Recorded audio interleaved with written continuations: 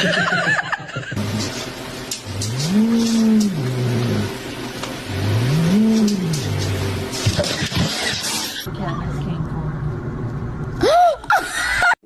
energieprijzen blijven onder druk staan.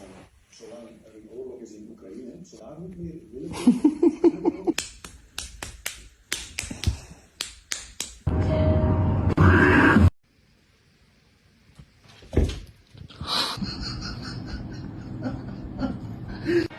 Fue a esto.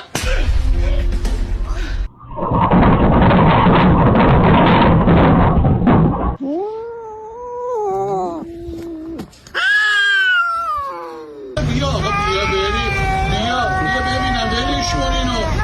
Aga bolo.